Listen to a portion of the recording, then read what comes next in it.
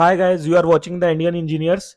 और बताते हुए बहुत खुशी हो रही है कि हम इस चैनल पे एक नया एसक्यूएल का कोर्स भी स्टार्ट करने जा रहे हैं। और ये कोर्स होगा बिगिनर से एडवांस लेवल तक के लिए।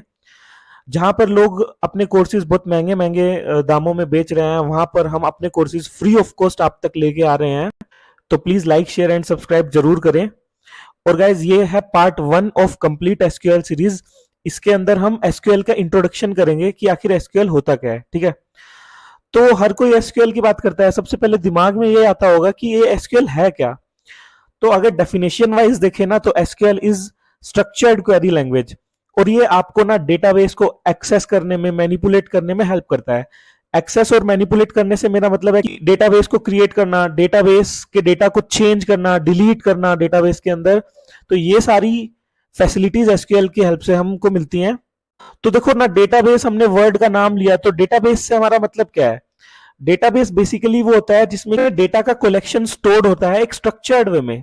ठीक है, अगर हम नॉर्मल डेटाबेस की बात करें ना, तो उसमें डेटा फाइल्स की फॉर्म में स्टोर होता है। ठीक है, फाइल्स में मतलब एक फाइल अपने आप में एक डेटा होता है। ठीक है, और अगर हम आरडीबीएमएस की बात करें ना, आरडीबीएमएस का मतलब होता है रिलेशनल डेटाबेस मैनेजमेंट सिस्टम। ठीक है, आरडीबीएमएस के अंदर ना डेटा एज ए टेबल के फॉर्म में एक स्ट्रक्चर्ड वे में स्टोर होता है। ठीक है, जैसे टेबल में आप देख सकते हो रोल नंबर, नेम, एड्रेस, ये सब है। तो एक टेबल की तरह डेटा को स्टोर करते हैं, और हर टेबल का किसी ना किसी टेबल के साथ रिलेशन होता है। आप रिलेशन मान के चलो, या नहीं भी हो सकता है। ठीक है, ये डेटाबेस का स्ट्रक्चर डिफाइन करने वाले के ऊपर डिपेंडेंट है कि वो चाहे तो एक टेबल को दूसरी टेबल से रिलेट कर सकता है। इसलिए होता है रिलेशनल डेटाबेस मैनेजमेंट सिस्टम। ठीक है, तो रिलेशनल डेटाबेस मैनेजमेंट सिस्टम ना बहुत सारे टाइप का होता है, लाइक ओरेकल डेटाबेस, या फिर माइक्रोसॉफ्ट सीक्वल सर्वर, या फिर माई सीक्वल। इस तरह से ये सारे रिलेशनल डेटाबेस मैनेजमेंट सिस्टम है।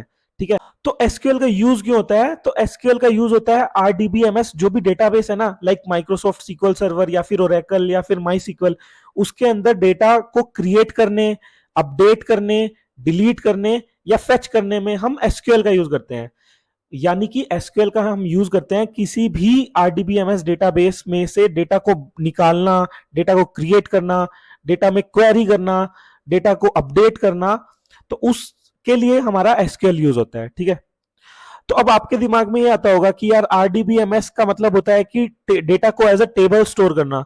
तो यार टेबल तो हम एक्सेल में भी स्टोर कर सकते हैं। एक्सेल में तो सब बना ही है, आपको बस जाके एंट्री लिखनी है और आपका टेबल दिखने लगेगा आपको। तो आपके दिमाग में क्वेश्चन जरूर आ रहा होगा, बिल्कुल सही, ये क्वेश्चन आना भी चाहिए कि भाई जब एक्सेल सारा काम एक्सेल से हम कर सकते हैं, और एक्सेल इतने सारे फीचर प्रोवाइड करता है, लाइक आप देख सकते हो ये साइड में इंसर्ट, डिलीट, फॉर्मेट, ये सब हम एक्सेल में कर सकते हैं। तो आखिर एसक्यूएल की जरूरत क्यों पड़ी, ये आरडीबीएमएस की जरूरत क्यों पड़ी।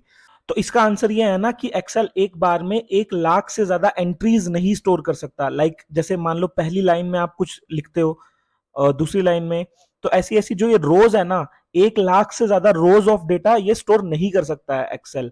बट ऑन अदर हैंड, अगर आप सीक्वल की हेल्प से किसी डेटाबेस में अगर आप टेबल क्रिएट करेंगे ना, तो उस टेबल के अंदर आप मिलियंस ऑफ डेटा की एंट्रीज स्टोर कर सकते हैं। ठीक है, तो बेसिकली यही है कि अगर आप एसक्यूएल की हेल्प से आरडीबीएमएस में अगर डेटा बेस या कोई टेबल क्रिएट करोगे ना, तो आप उस टेबल के अंदर बहुत सारी एंट्रीज स्टोर कर सकते हो, like millions of entries. But Excel में आप ये 1 लाख से ज्यादा एंट्रीज नहीं स्टोर कर सकते एक टेबल के अंदर। ठीक है, तो यही लिमिटेशन है एक्सेल की, इसलिए हम आरडीबीएमएस का यूज करते हैं और एसक्यूएल का यूज करते हैं। तो गाइज, इस सीरीज के अंदर हम कौन कौन से टॉपिक कवर करने वाले हैं, वैसे तो हम हर चीज कवर करने वाले हैं। आपको इंडस्ट्री लेवल के लिए, एसक्यूएल के लिए एकदम फुल्ली प्रिपेयर कर देंगे हम इस कोर्स में। आपको बस हम पे ट्रस्ट रखना होगा। फिर भी मैं आपको बता देता हूं कि डेटा क्रिएट करना, डेटाबेस, टेबल क्रिएट करना, अल्टर करना, keys, aggregation, alias, views, group, store procedure, cursors, सब कुछ हम पढ़ाएंगे इस कोर्स के अंदर। तो आप प्लीज इस कोर्स के साथ बने रहना, आई अश्योर्ड यू आपको बहुत कुछ सीखने को मिलेगा। तो गाइज, अगर वीडियो अच्छी लगी हो तो प्लीज चैनल को लाइक, शेयर एंड सब्सक्राइब जरूर करें। Thanks for watching.